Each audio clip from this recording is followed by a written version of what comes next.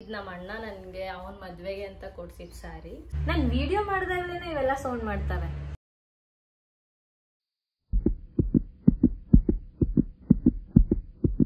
ಎಂಟಿ ಬೇಡ, ಬುಟಾಸ್ ಇರ್ಲಿ ಅಂತ ಅಂದ್ಬಿಟ್ಟು ಹೇಳಿದ್ದೆ.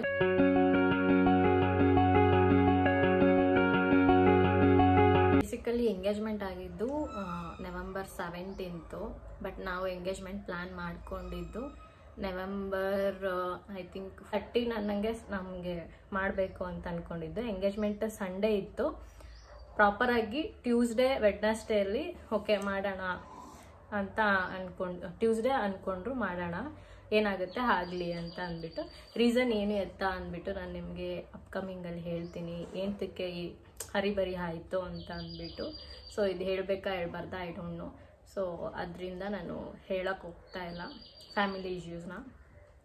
ಆ್ಯಂಡ್ ಏನಾಯಿತು ಅಂತಂದರೆ ವೆಡ್ನೆಸ್ಡೇ, ಥರ್ಸ್ಡೇ ಮತ್ತು ಫ್ರೈಡೇ ನಂದೆಲ್ಲ ಶಾಪಿಂಗು ಕ್ಲಿಯರ್ ಮಾಡ್ಕೋಬೇಕು ಅಂತ ಅಂದ್ಬಿಟ್ಟು ನಾನು ಮಲ್ಲೇಶ್ವರಂಗೆ ಅಂತ ಹೋಗಿದ್ದು. ಅದ್ರದ್ದು ವಿಡಿಯೋನ ಫಸ್ಟ್ ನಿಮಗೆ ಅಪ್ಲೋಡ್ ಮಾಡಿಬಿಡ್ತೀನಿ. ಆಫ್ಟರ್ ದಟ್ ಇನ್ ಡೀಟೇಲಾಗಿ ನಾನು ಸ್ಯಾರಿ ಡೀಟೇಲ್ಸ್ ಆಗಿರ್ಬೋದು ಪ್ರತಿಯೊಂದನ್ನು ಕೂಡ ಅಪ್ಡೇಟ್ ಮಾಡ್ತೀನಿ. ನಾನು ಇದು ಗುರುವಾರ ಮಲ್ಲೇಶ್ವರಂಗೆ ನಾವು ರೀಚ್ ಆಗೋ ಅಷ್ಟರಲ್ಲಿ ಆಲ್ಮೋಸ್ಟ್ ಸಂಜೆ ಆಗಿಬಿಟ್ಟಿತ್ತು. ಒಂದು 6 ಸಮಥಿಂಗ್ ಏನೋ ಆಗಿಬಿಟ್ಟಿತ್ತು. 6 o'clock ಮೇಲೆ ಆಗಿತ್ತು. ಈ ಜ್ಯುವೆಲ್ರಿ ಎಲ್ಲ ನಾವು NK ಜ್ಯುವೆಲ್ಸಿ ಹತ್ರ ಚೆಕ್ ಮಾಡಿಸಿದ್ದು. ಸೊ ನನಗೆ ಜ್ಯುವೆಲ್ರಿ ಇಷ್ಟ ಆಯಿತು, ಬಟ್ ಆದರೆ ಅವರು ಕಾಸ್ಟಲ್ಲಿ ಕಾಂಪ್ರಮೈಸ್ ಆಗಲೇ ಇಲ್ಲ ಪ್ರೈಸಲ್ಲಿ. ಸೊ ಅವರು ನಮಗೆ 6000 ಹೇಳ್ತಾಯಿದ್ರು ಜಸ್ಟ್ ಫಾರ್ ಚೋಕರ್ ಮತ್ತು ಇಯರಿಂಗಿಗೆ ಮಾತ್ರ. ಅದು ಡಾಬ್ ಇಲ್ಲ, ಬೈತಾಳೆ ಇಲ್ಲ, ಏನೂ ಇಲ್ಲ. ಅದಷ್ಟಕ್ಕೆ ಅವರು ಆ ಕಾಸ್ಟ್ ಹೇಳ್ತಾಯಿದ್ರು. ನಾವು ಚೆಕ್ ಮಾಡ್ತಾಯಿದ್ವಿ ಕಮ್ಮಿಗೆ ಮಾಡಿಕೊಡಿ ಅಂತ, ಬಟ್ ಆದ್ರೆ ಅವರು ಕಾಂಪ್ರಮೈಸೇ ಆಗ್ತಿರ್ಲಿಲ್ಲ. ಚೆನ್ನಾಗಿ ಕಾಣಿಸ್ತಿದೆ ಅಲ್ವಾ? ಚೆನ್ನಾಗಿದೆ, ಇದು ನನ್ನ ಬಜೆಟ್ ಮೀರಿ ಹೋಗಿದ್ರಿಂದ ನಾನು ಆನ್ಲೈನಲ್ಲೇ ಶಾಪ್ ಮಾಡಿದ್ದಿದ್ರೆ ಓನಾಗೆ ಇದು ಕುಂದನ್ ಜ್ಯುವೆಲ್ಸ್ ಎಲ್ಲ ತೊಗೋಬೋದಾಗಿತ್ತು ಅಂತ ನನ್ನ ಐಡಿಯಾ ಇತ್ತು.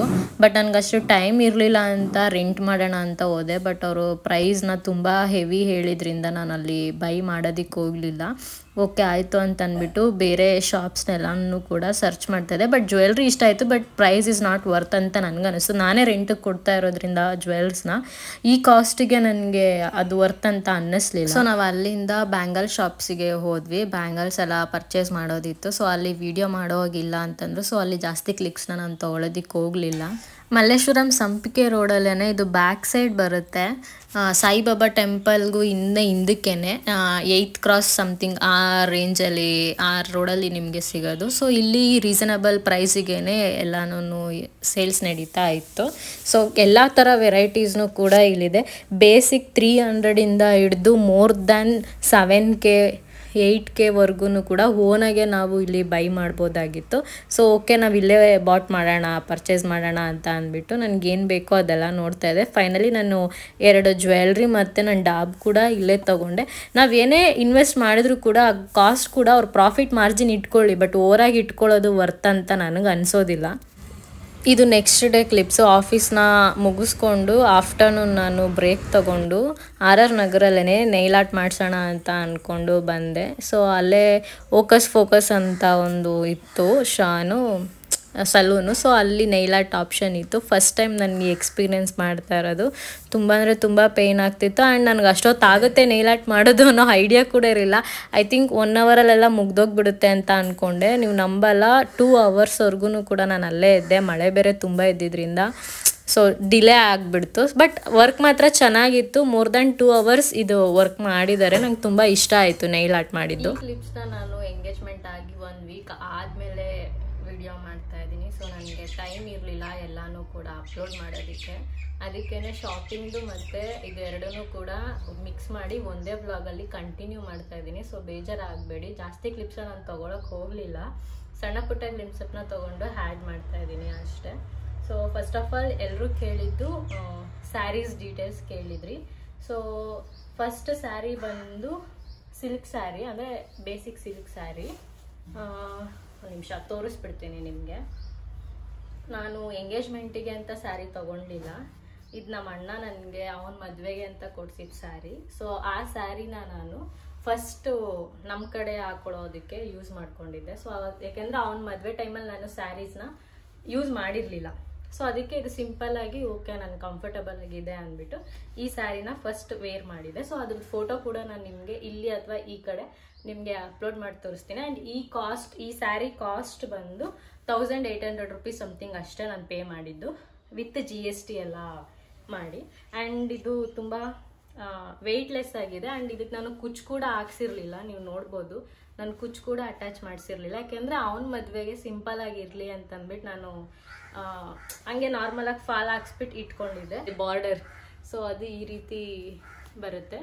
ಸೊ ಸ್ಯಾರಿ ನನಗೆ ಚೆನ್ನಾಗಿ ಒಪ್ಪಿತ್ತು ಅಂತಲೇ ಹೇಳಿದ್ರು. ಸೊ ತಗೊಂಡಿದ್ದು 2 ಸ್ಯಾರಿ ಕೂಡ ನನಗೆ ಚೆನ್ನಾಗಿ ಇಷ್ಟ ಆಗಿ, ನಾನು ಯಾವ ಥರ ಸಿಂಪಲ್ಲಾಗಿ ಅಂತ ಅಂದ್ಕೊಂಡಿದ್ನೋ ಅದೇ ರೀತಿ ಇತ್ತು. ಆ್ಯಂಡ್ ಬ್ಲೌಸ್ ಡೀಟೇಲ್ಸ್ ಹೇಳಬೇಕು ಅಂತಂದರೆ, ಇದು ಬ್ಲೌಸ್ ಈ ರೀತಿ ಸ್ಟಿಚ್ ಮಾಡಿಸಿದ್ದೀನಿ.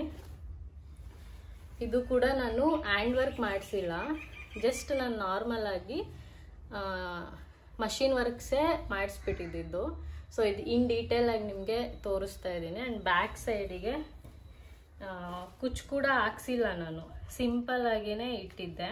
ಈ ರೀತಿ ಬ್ಯಾಕ್ ಸೈಡಿಗೆ ಹಾಕ್ಸ್ಬಿಟ್ಟು ಫ್ರಂಟ್ಗೆ ಬಫ್ ಹಾಕ್ಸಿ ಪ್ಯಾಡೆಡ್ ಹಾಕ್ಸ್ಬಿಟ್ಟು ಬ್ಲೌಸ್ಗೆ ಈ ರೀತಿ ಡಿಸೈನ್ಸ್ನ ಹಾಕ್ಸಿದ್ದೆ.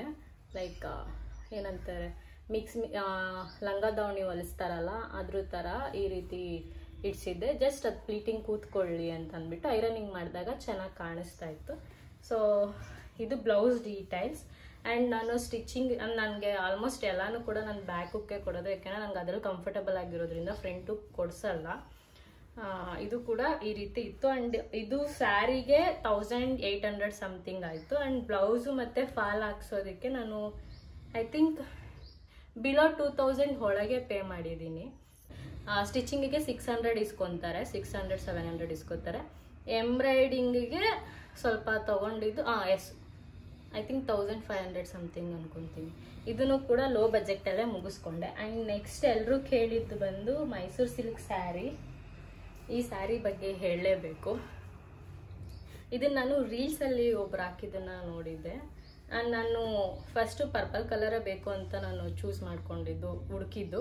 ಬಟ್ ನಾನು ಬ್ಯಾಡ್ ಲಕ್ ಪರ್ಪಲ್ ಕಲರ್ ಎರಡೂ ಕೂಡ ಡ್ಯಾಮೇಜ್ ಆಗಿದ್ರಿಂದ ನನಗದು ಸಿಗಲಿಲ್ಲ. ಸೊ ಆವಾಗ ನಾನು ಸಿಂಪಲ್ಲಾಗಿ ಇದಿರಲಿ ಅಂದ್ಬಿಟ್ಟು ಈ ಸ್ಯಾರಿ ತೊಗೊಂಡೆ. ಈ ಸ್ಯಾರಿ ಕಾಸ್ಟ್ ಬಂದು 5600.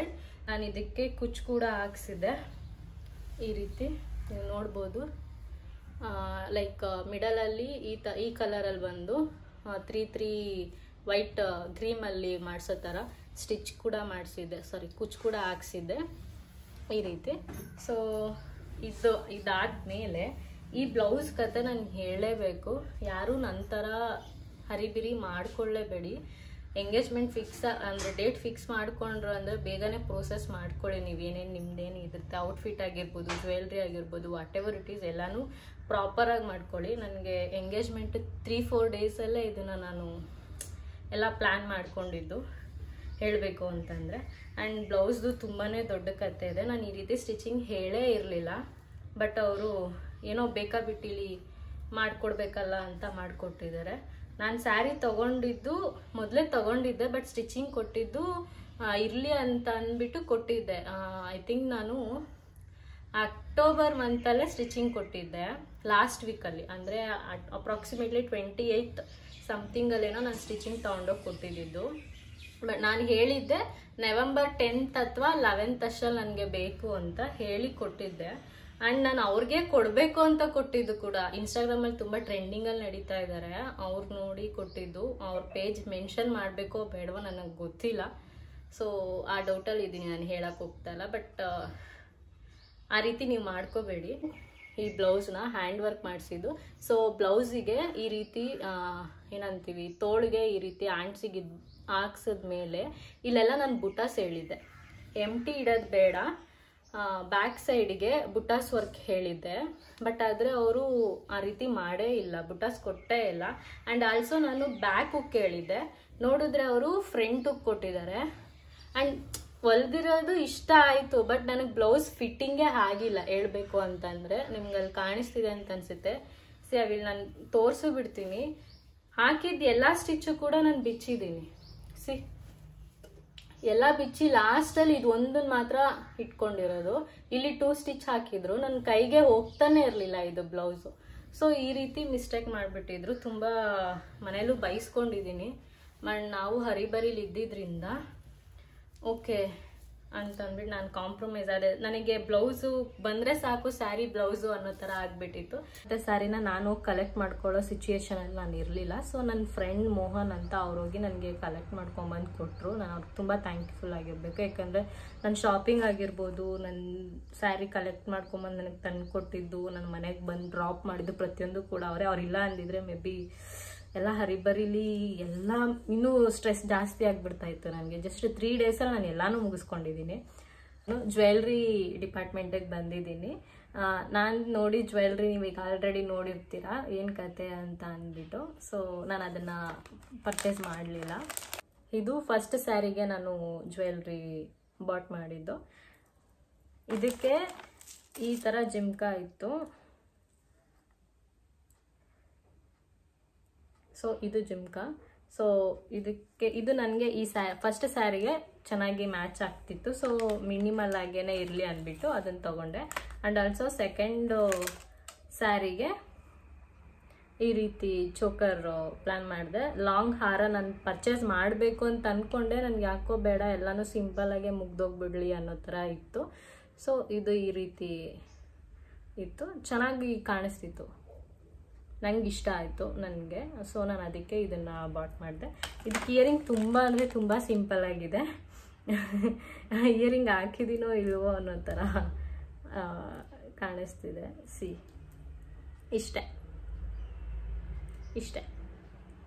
ಇಯರಿಂಗು. ಆ್ಯಂಡ್ ಇದಕ್ಕೆ ಐ ಥಿಂಕ್ 500 ಸಮಥಿಂಗ್ ಅಷ್ಟೇ ನಾನು ಪೇ ಮಾಡಿದ್ದು ಈ ಜ್ಯುವೆಲ್ರಿಗೆ, ಇಯರಿಂಗ್ ಮತ್ತು ಸರ 2 ಸೇರಿ. ಆ್ಯಂಡ್ ಆಲ್ಸೋ ಇದಕ್ಕೂ 550-600 ಬಿಲೋ ಪೇ ಮಾಡಿದ್ದೀನಿ ಅಷ್ಟೆ, 2ರಿಂದನೂ ಸೇರಿ. ನಾನು ಡಾಬ್ ಹುಡುಕ್ತಾ ಇದ್ದೆ, ಅವರು 2000-3000 ಆ ರೇಂಜಲ್ಲಿ ತೋರಿಸ್ತಾ ಇದ್ರು. ಫೈನಲಿ ನನಗೆ ಯಾವ ಥರ ಬೇಕಿತ್ತೋ ಆ ರೀತಿ ನನಗೆ ಡಾಬ್ ಕೂಡ ಸಿಕ್ತು. ಈ ರೀತಿ ಕಂಪ್ಲೀಟ್ ಈ ರೀತಿ ಇಲ್ಲಿರೋ ಇದು ಡಿಸೈನಿಗೆ ಜಸ್ಟ್ ಫ್ರಂಟಲ್ಲಿ ಲಕ್ಷ್ಮೀದು ಈ ರೀತಿ ಬರುತ್ತೆ. ಇನ್ ಡೀಟೇಲಾಗಿ ತೋರಿಸ್ತಾ ಇದ್ದೀನಿ ನಿಮಗೆ. ಇದಕ್ಕೆ ನಾನು 600 ಏನೋ ಪೇ ಮಾಡಿದೆ. ಐ ಥಿಂಕ್ ಇಲ್ಲಿ ಇನ್ನೂ ನನ್ನ ರ್ಯಾಪರಲ್ಲಿ ಇದೆ ಅನಿಸುತ್ತೆ. ಟೋಟಲಾಗಿ 1600 ಅಷ್ಟರಲ್ಲಿ ನಾನು ಜ್ಯುವೆಲ್ರಿ ಕಂಪಾರ್ಟ್ಮೆಂಟು ಕೂಡ ಮುಗಿಸ್ಕೊಂಡ್ಬಿಟ್ಟೆ. ಹಂಗೆ ಯೋಚನೆ ಮಾಡಿದ್ರೆ ನಾನು ಬಳೆಗೆ ಕೂಡ ಜಾಸ್ತಿ ಪೇ ಮಾಡಿದ್ದು. ನಾನು ಬಳೆಗೇನೆ ಇದು ತಗೊಂಡೆ. ಈ ರೀತಿ 3 ಎಲ್ಲನೂ ಕೂಡ ಟ್ರೆಡಿಷ್ನಲ್ ಆಗಿನೇ ಇರಲಿ ಅಂದ್ಬಿಟ್ಟು ಒಂದೇ ಕಲರ್ ಇದರಲ್ಲಿ ಇದೊಂದು ತೊಗೊಂಡೆ. ಇದಕ್ಕೆ ನಾನು 150 ಸಮಥಿಂಗ್ ಏನೋ ಪೇ ಮಾಡಿದೆ ಅಷ್ಟೇ. ಜ್ಯುವೆಲ್ರಿ ಕಂಪಾರ್ಟ್ಮೆಂಟಿಗೂ ನಾನು ಇಷ್ಟೇ ಕಾಸ್ಟ್ ಖರ್ಚು ಮಾಡಿದ್ದು.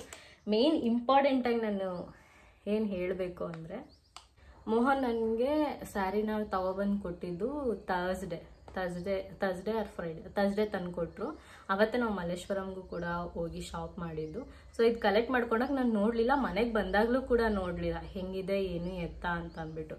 ದೆನ್ ಎಂಗೇಜ್ಮೆಂಟ್ ಹಿಂದಿನ ದಿನ ನಾನು ನೋಡಿದ್ದು, ಸ್ಯಾಟರ್ಡೆ ರಜಾ ಹಾಕ್ಕೊಂಡಿದ್ದೆ, ಸ್ಯಾಟರ್ಡೆ ನಾನು ನೋಡಿದ್ದು. ಅವತ್ತು ಬೆಳಿಗ್ಗೆ ಕೂತ್ಕೊಂಡು ನಾನು ಸ್ಟಿಚ್ ಬಿಚ್ಚಿದ್ದೀನಿ. ಈ ರೀತಿ ಯಾರೋ ಮಾಡ್ಕೊಳ್ಳೋದಕ್ಕೆ ಹೋಗಬೇಡಿ. ಏನೇ ಪ್ರಾಬ್ಲಮ್ಸ್ ಇದ್ರೂ ಕೂಡ ಪ್ರಾಪರಾಗಿ ಎಲ್ಲನೂ ಪ್ಲ್ಯಾನ್ ಮಾಡಿಕೊಂಡು, ಯಾಕೆಂದರೆ ಅವತ್ತಿನ ದಿನ ಸ್ಟ್ರೆಸ್ ಫ್ರೀಯಾಗಿ ಇರಬೇಕು ಅಂತ ಅನ್ಕೊತೀವಿ. ಬಟ್ ಆದರೆ ಅವತ್ತೇ ತುಂಬ ಜಾಸ್ತಿ ಸ್ಟ್ರೆಸ್ ಆಗೋವಂಥ ಇನ್ಸಿಡೆಂಟ್ಸ್ಗಳು ನಮ್ಮ ಲೈಫಲ್ಲಿ ನಡೆಯುತ್ತೆ.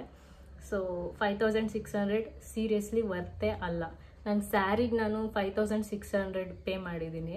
ಅದನ್ನೇ ಈ ಬ್ಲೌಸ್ಗೂ ಕೂಡ ಪೇ ಮಾಡಿದ್ದೀನಿ. ನಥಿಂಗ್, ಏನೂ ಇಲ್ಲ ಇದರಲ್ಲಿ. ನಾನು ನಾರ್ಮಲಾಗಿ ಕೊಡೋರ ಹತ್ರ ಕೊಟ್ಟಿದ್ದಿದ್ರೆ ನನಗೆ 2Kಗೆಲ್ಲ ಮುಗ್ದೋಗ್ಬಿಡ್ತಾ ಇತ್ತು. ಇದೇ ಫಸ್ಟ್ ನಾನು ಇಷ್ಟು ಕಾಸ್ಟ್ ನಾನು ಕೊಟ್ಟು ನಾನು ಬ್ಲೌಸ್ ಸ್ಟಿಚ್ ಮಾಡಿಸಿರೋದು ನನ್ನ ಇಷ್ಟು ವರ್ಷದ ಜರ್ನಿಲ್ಲ. ನಾನು ಜಾಸ್ತಿ ಸ್ಯಾರಿನೂ ಕೂಡ ಕಲೆಕ್ಷನ್ಸ್ ಇಲ್ಲ ನನ್ನ ಹತ್ರ, ಇನ್ಮೇಲೆ ನಾನು ತೊಗೋಬೇಕಾಗಿರೋದು. ಬಟ್ ಇದು ವರ್ಸ್ಟ್ ಪೇಮೆಂಟು ವರ್ಸ್ಟಾಗಿ ನನಗೆ ಸ್ಟಿಚ್ ಮಾಡಿ ನಾನು ಅಂದ್ಕೊಂಡಂಗೆ ಸ್ಟಿಚ್ ಮಾಡಿ ಕೊಡಲೇ ಇಲ್ಲ. ಬಟ್ ನಾನು ಕಾಂಪ್ರಮೈಸ್ ಆದೆ, ಹೋಗಿ ಜಗಳ ಮಾಡೋ ಅಷ್ಟು ಹತ್ರನೂ ಕೊಟ್ಟಿರಲಿಲ್ಲ ನಾನು. ಯಾರೆಲ್ಲ ಫಸ್ಟ್ ಟೈಮ್ ನೈಲ್ ಆರ್ಟ್ನ ಮಾಡಿಸ್ಕೋಬೇಕು ಅಂತ ಅನ್ಕೊತೀರ, ಸ್ವಲ್ಪ ಥಿಂಕ್ ಮಾಡಿ. ಆ್ಯಂಡ್ ಪ್ರಾಪರಾಗಿ ನಿಮ್ಮ ಕೆಲಸಗಳನ್ನ ನೀವು ಮಾಡ್ಕೊಳ್ಳೋದಕ್ಕಾಗಲ್ಲ. ಅಂದರೆ ಪ್ರತಿಯೊಂದಕ್ಕೂ ಇರಿಟೇಟ್ ಆಗ್ತಾ ಇರುತ್ತೆ. ನಾನು ಏನು ಮಾಡಿದ್ದೀನಿ ನನ್ನ ನೈಲ್ಸ್ನ ಈಗ ನೋಡಿ. ನಾನು ಆಲ್ರೆಡಿ ಈ ಥರ ಕಟ್ ಮಾಡಿಬಿಟ್ಟಿದ್ದೀನಿ.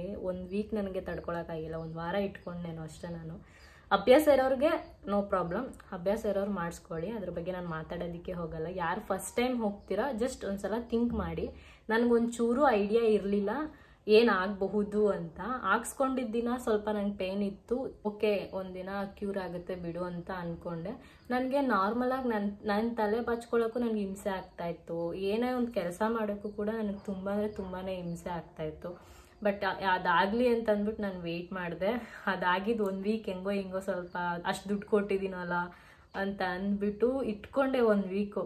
ಆಮೇಲೆ ಆಗಲಿಲ್ಲ, ನನಗೆ ಅದನ್ನು ಮೇಂಟೈನ್ ಮಾಡೋಕ್ಕಾಗಿಲ್ಲ. ಲ್ಯಾಪ್ಟಾಪಲ್ಲಿ ನನಗೆ ವರ್ಕ್ ಮಾಡೋಕ್ಕೂ ಆಗ್ತಾ ಇರಲಿಲ್ಲ, ಕಿರಿಕಿರಿ ಅನ್ನಿಸ್ತಾ ಇತ್ತು.